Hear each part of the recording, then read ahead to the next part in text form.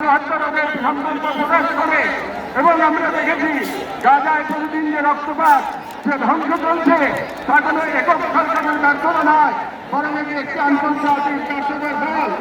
এবং এই ব্যর্থতা শুধু নিরাপত্তার মধ্যেই সীমাবদ্ধ নয়, বরং পশ্চিমা শক্তি বলয়ের অনেক রাষ্ট্র সরাসরি দখলদার ইসরায়েলকে অস্ত্র, অর্থ ও কূটনৈতিক সহায়তা দিয়ে এই গণহত্যাকে দীর্ঘস্থায়ী করেছে।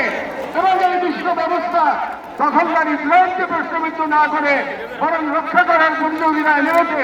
সেহেতু আমরা জাতিসংঘ ও আন্তর্জাতিক সম্প্রদায়ের প্রতি জোরালো দাবি জানাচ্ছি, এক, জায়নবাদী ইসরায়েলের গণহত্যার বিচার আন্তর্জাতিক আদালতে নিশ্চিত করতে হবে। দুই, যুদ্ধবিরতি নয়, গণহত্যা বন্ধে কার্যকর ও সম্মিলিত পদক্ষেপ গ্রহণ করতে হবে। তিন, 1967 সালে পূর্ববর্তী ভূমি ফিরিয়ে দেওয়ার জন্য বাধ্যবাধকতা তৈরি করতে হবে। চার, পূর্ব জেরুজালেমকে ফিলিস্তিন রাষ্ট্রের রাজধানী হিসেবে আন্তর্জাতিকভাবে স্বীকৃতি দিতে হবে।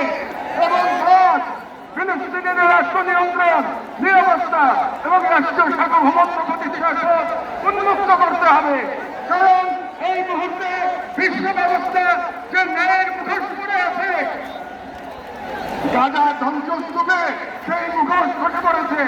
আমাদের দ্বিতীয় দাবিগুলো মুসলিম উম্মার নেতৃবৃন্দের প্রতি। যেহেতু আমরা বিশ্বাস করি ফিলিস্তিন কেবল একটি ভূখণ্ড নয়, এটি মুসলিম উম্মার আত্মপরিচয়ের অংশ। এবং গাজা এখন কেবল একটি যুদ্ধবিধ্বস্ত শহর নয়, এটি আমাদের সম্মিলিত ব্যর্থতার বেদনাদায়ক প্রতিচ্ছবি। এবং উম্মার প্রতিটি সদস্য, প্রতিটি রাষ্ট্র এবং প্রতিটি নেতৃত্বের উপর অর্পিত সেই আমানত যে আল্লাহ প্রদত্ত ভ্রাতৃত্ব ও দায়িত্বের সূত্রে আবদ্ধ।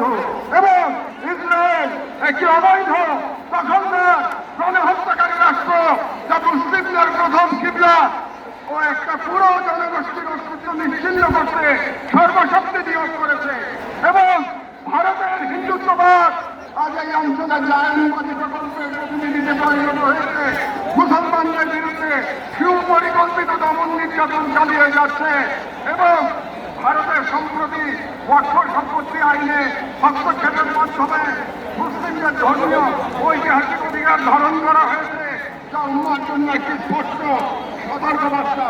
সেহেতু আমরা মুসলিম বিশ্বের সরকার ও ওআইসির মতো মুসলিম উম্মার প্রতিনিধিত্বকারী সরকারের নিকট দৃঢ়ভাবে আহ্বান জানাই, এক, ইসরায়েলের সাথে অর্থনৈতিক, সামরিক ও কূটনৈতিক সকল সম্পর্ক অবিলম্বে ছিন্ন করতে হবে। দুই, জায়নবাদী রাষ্ট্রের বিরুদ্ধে বাণিজ্যিক অবরোধ ও নিষেধাজ্ঞা আরোপ করতে হবে। তিন, গাজার মুসলিম জনগণের পাশে চিকিৎসা, খাদ্য, আবাসন ও প্রতিরক্ষা সহযোগিতা সহ সর্বাত্মক সহযোগিতা নিয়ে দাঁড়াতে হবে। চার, আন্তর্জাতিক পর্যায়ে ইসরায়েলকে একঘরে করতে সক্রিয় কূটনৈতিক অভিযান শুরু করতে হবে। এবং পাঁচ, জায়নবাদের দোষর ভারতের হিন্দুত্ববাদী শাসনের অধীনে মুসলিমদের অধিকার হরণ, বিশেষ করে ওয়াকফ আইনে রাষ্ট্রীয় শাসনের বিরুদ্ধে ওআইসি ও মুসলিম রাষ্ট্রগুলোকে দৃঢ় প্রতিবাদ ও কার্যকর কূটনৈতিক অবস্থান নিতে হবে। কারণ গাজার রক্ত প্রবাহে আমরা লজ্জিত হওয়ার আগে গাজার পাশে দাঁড়ানোই উম্মার জন্য সম্মানের একমাত্র পথ। এবং যে নেতৃত্ব আজ দৃঢ় কাল ইতিহাসের কাঠগড়ায় দাঁড়াতে বাধ্য হবে। আমাদের তৃতীয় দাবিগুলি বাংলাদেশ সরকারের প্রতি। যেহেতু বাংলাদেশ একটি মুসলিম সংখ্যাগরিষ্ঠ রাষ্ট্র, যার স্বাধীনতা সংগ্রামের ভিত্তিতে নিহিত রয়েছে অন্যায় অবিচারের বিরুদ্ধে প্রতিরোধের চেতনা। এবং আমরা বিশ্বাস করি ফিলিস্তিনের প্রশ্নে বাংলাদেশ কেবল মানবতার নয়, ইমানের পক্ষেও এক ঐতিহাসিক অবস্থানে রয়েছে। এবং একটি গণতান্ত্রিক রাষ্ট্র হিসেবে সরকারের দায়িত্ব জনগণের ইমানি ও নৈতিক আকাঙ্ক্ষার প্রতি শ্রদ্ধা রাখা। এবং বাংলাদেশের জনগণ গাজার পাশে থাকার অঙ্গীকার করেছে, তাই রাষ্ট্রীয় পর্যায়ে নীরবতা এই জন আকাঙ্ক্ষার প্রতি অবজ্ঞার সামিল। সেহেতু আমরা বাংলাদেশ সরকারের প্রতি দৃঢ়ভাবে আহ্বান জানাই, এক, বাংলাদেশি পাসপোর্টে এক্সেপ্ট ইসরায়েল শর্ত পুনর্বহাল করতে হবে। নিজের অবস্থান আরো সুস্পষ্টভাবে প্রকাশ করতে হবে। সরকারের ইসরায়েলি কোন প্রতিষ্ঠানের সাথে যত চুক্তি হয়েছে তা বাতিল করতে হবে। রাষ্ট্রীয়ভাবে গাজায় ত্রাণ ও চিকিৎসা সহায়তা পাঠানোর কার্যকর ব্যবস্থা নিতে হবে। জায়নবাদের দোষর ভারতের হিন্দুত্ববাদী সরকারের অধীনে মুসলিম ও অন্যান্য সংখ্যালঘুদের উপর চলমান নির্যাতনের বিরুদ্ধে রাষ্ট্রীয়ভাবে প্রতিবাদ জানাতে হবে।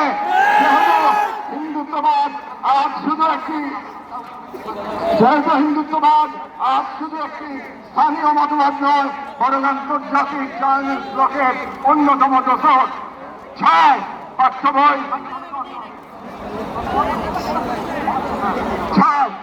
বই ও শিক্ষানীতিতে আল আকসা, ফিলিস্তিন এবং মুসলিমদের সংগ্রামী ইতিহাসকে অন্তর্ভুক্ত করতে হবে, যাতে ভবিষ্যৎ মুসলিম প্রজন্ম নিজেদের ইতিহাস, ঐতিহ্য ও আত্মপরিচয় নিয়ে গড়ে ওঠে। কারণ রাষ্ট্র কেবল সীমানা নয়, রাষ্ট্র এক আমানত। আর এই আমানত রক্ষা করতে না পারলে ইতিহাস আমাদের ক্ষমা করবে না। আমাদের সর্বশেষ দাবিগুলো নিজেদের প্রতি, যা মূলত একটি অঙ্গীকার দাবা। যেহেতু আমরা বিশ্বাস করি আল-কুদস কেবল একটি শহর নয়, এটি ইমানের অংশ, এবং আমরা জানি বাইতুল মুকাদ্দাসের মুক্তি অন্য কারো হাতে নয়, আমাদেরই কোনো প্রজন্মের হাতে তা লেখা হবে। এবং আমরা বুঝি জায়নবাদের প্রতিষ্ঠা মূলত আমাদের নিজেদের আত্মবিস্মৃতির ফল। এবং আজ যদি আমরা প্রস্তুত না হই, তাহলে আল্লাহ না করুন, তাহলে আমাদের সন্তানেরা হয়তো এমন এক বাংলাদেশ পাবে যেখানে হিন্দুত্ববাদ ও জায়নবাদ একত্রে নতুন গাজা তৈরি করবে। এবং গাজা আমাদের জন্য এক আয়না, যেখানে আমরা দেখতে পাই কিভাবে বিশ্বাসী হওয়া মানে কেবল বেঁচে থাকা নয়, সংগ্রামে দূরে থাকা। সেহেতু আমরা এই মাটির মানুষ, এই মুসলিম ভূখণ্ডের নাগরিক, এই কওমের সন্তান এবং সর্বোপরি মুসলিম উম্মার সদস্য একটি অঙ্গীকার করছি। এক, আমরা সকলে স্বতঃস্ফূর্তভাবে বয়কট করব প্রত্যেক সেই পণ্য, কোম্পানি ও শক্তিকে যারা ইসরায়েলের দখলদারিত্ব টিকিয়ে রাখে। আমরা আমাদের সমাজ এবং ভবিষ্যৎ প্রজন্মকে প্রস্তুত করব যারা ইসলাম ও মুসলিম উম্মার সকল প্রতীক ও নিদর্শনকে সংরক্ষণ ও পুনরুদ্ধার করবে ইনশাআল্লাহ। আমরা আমাদের সন্তানদের এমন ভাবে গড়ে তুলব যারা নিজেদের আদর্শ ভূখণ্ড রক্ষায় জানমালের সর্বোচ্চ থেকে প্রস্তুত থাকবে।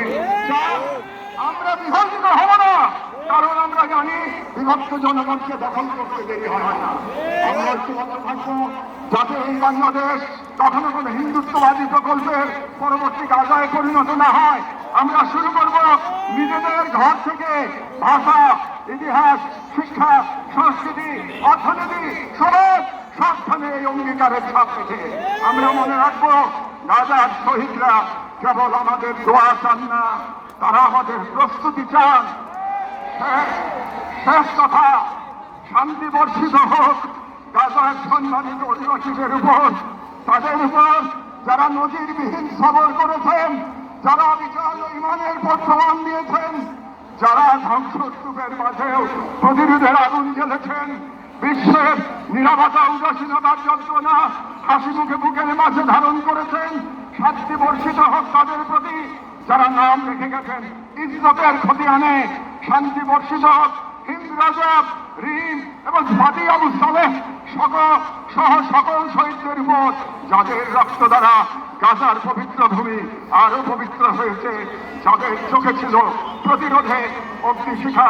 শান্তি বর্ষিত হোক বাইতুল মুকাদ্দাসের গর্বিত অধিবাসীদের উপর, যাদের হৃদয়ে এখনো ধ্বনিত হয় আল-কুদস লানা, আল-কুদস আমাদের।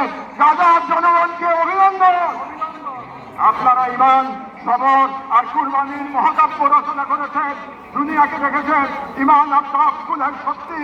আমরা বাংলাদেশের মানুষ শাহজালাল আর শরীয়তুল্লাহর ভূমি থেকে দাঁড়িয়ে আপনাদের সালাম জানাই, আপনাদের শহীদদের প্রতি ভালোবাসা ও শুভেচ্ছা জানাই।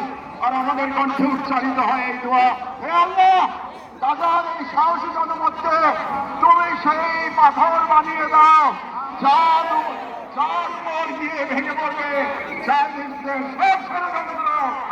বাংলাদেশের জনগণের পক্ষে প্যালেস্টাইন সলিডারিটি মুভমেন্ট বাংলাদেশ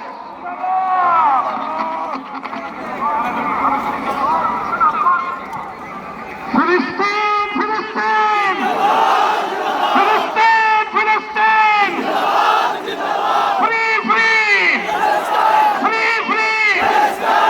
এখন আজকের এই মহাজনসমুদ্রের মার্চ ফর গাজা কর্মসূচি দোয়ার মাধ্যমে সমাপ্ত ঘোষণা করবেন আজকে এই ঐতিহাসিক জনসমুদ্রের সভাপতি জাতীয় মসজিদ বাইতুল মুকাররমের সম্মানিত খতিব হযরত মাওলানা আব্দুল মালিক হাফিজাহুল্লাহ।